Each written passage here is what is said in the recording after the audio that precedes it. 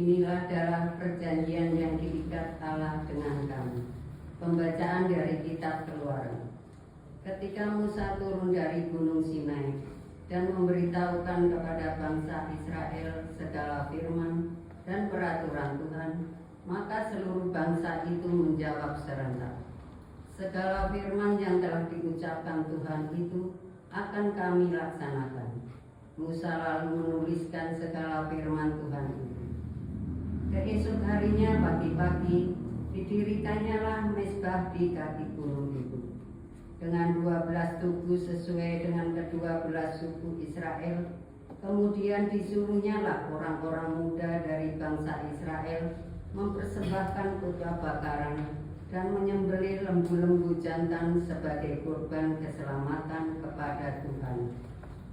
Sesudah itu Musa mengambil sebagian dari darah itu, lalu ditaruhkannya ke dalam pasu. Sebagian lagi dan darah itu disiramkannya pada mezbah itu. Lalu diambilnya kitab perjanjian itu dan dibacakannya dan bangsa itu mendengarkan. Lalu mereka berkata, segala firman Tuhan akan kami laksanakan dan kami taati. Kemudian Musa mengambil darah itu dan memercikkannya kepada bangsa itu seraya berkata, inilah darah perjanjian yang diikat Tuhan dengan kamu berdasarkan segala firman ini. Demikianlah sabda Tuhan. Syukur pada Allah.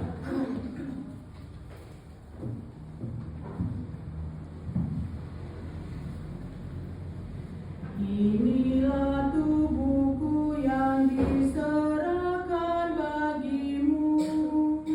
Inilah darahku yang ditumpahkan bagimu.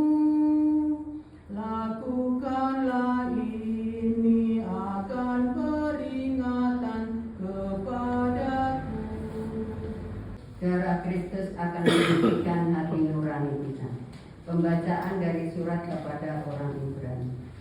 Saudara-saudara terkasih, Kristus telah datang sebagai Imam Agung demi kesejahteraan masa yang akan datang.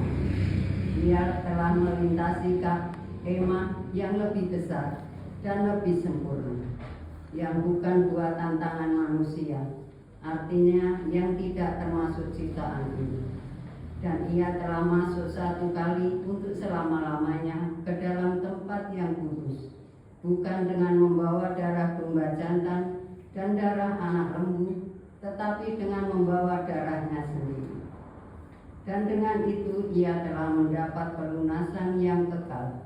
Sebab jika darah domba dan lembu jantan dan percikan abu lembu muda mampu memuduskan mereka yang najis, sehingga mereka disucikan secara lahiriah, betapa lebihnya darah Kristus yang atas dorongan roh abadi telah mempersembahkan dirinya sendiri kepada Allah sebagai persembahan yang tidak tercatat. Betapa darah ini akan menyucikan hati nurani kita dari perbuatan-perbuatan yang sia-sia, supaya kita dapat beribadah kepada Allah yang hidup. Karena itu Kristus adalah pengantara dari suatu perjanjian yang baru, supaya mereka yang telah terpanggil dapat menerima bagian kekal yang dijanjikan. Sebab Dia telah mati untuk menebus pelanggaran-pelanggaran yang telah dilakukan selama perjanjian yang pertama. Demikianlah sabda Tuhan. Syukur pada Allah.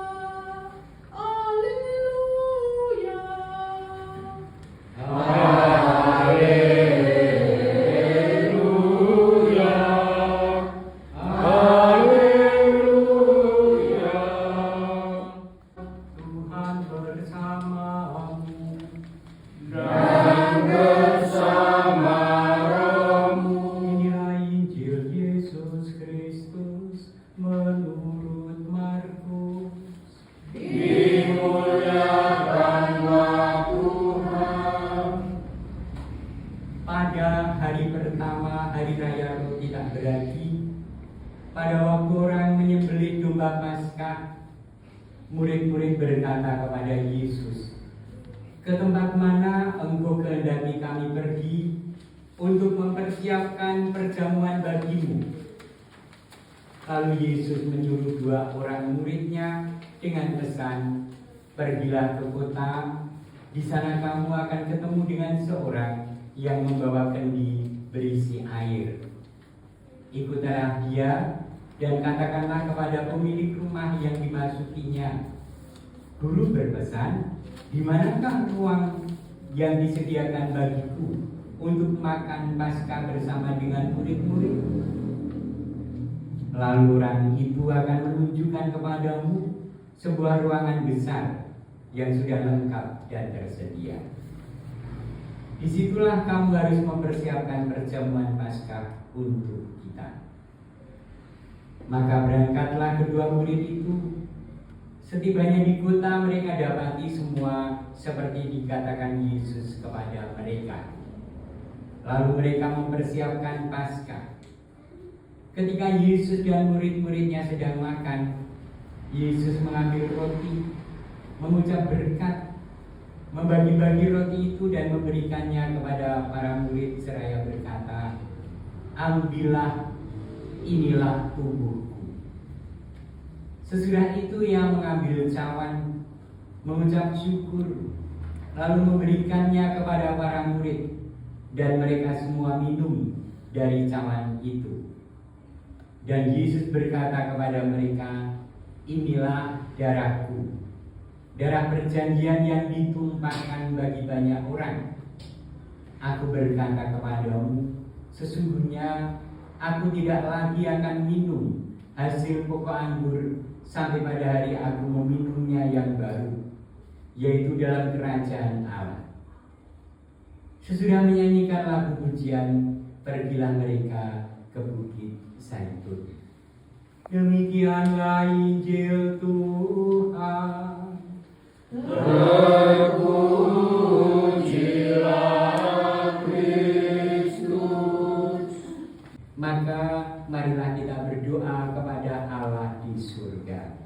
Bagi seluruh kaum beriman, ya Bapa, semoga perjamuan Ekaristi yang setiap kali kami lakukan memberi kekuatan nyata kepada umat-Mu untuk meningkatkan pengabdian kami kepadamu serta sesama.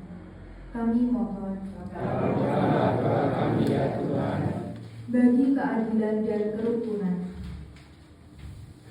Ya Bapa, semoga semua orang yang berkumpul di sekeliling altar ini seturut kemampuannya biar mengusahakan keadilan dan kerukunan di tengah-tengah masyarakat. Kami mohon bagi sanak saudara yang sedang menghadapi ajal. Ya Bapa, semoga sanak saudara kami yang sedang menghadapi ajalnya masih Kau perkenankan menyambut tubuh Kristus sebagai bekal serta jaminan kebangkitan. Kami mohon Kabulkanlah doa kami ya Tuhan. bagi kita semua. Ya Bapa, semoga kami semakin mencintai Ekaristi, tekun mengikuti perayaan Ekaristi sepenuh hati, dan rajin menghayati doa-doa devosi Ekaristi bagi kekuatan kami untuk berbuat baik dan hidup suci. Kami mohon Kabulkanlah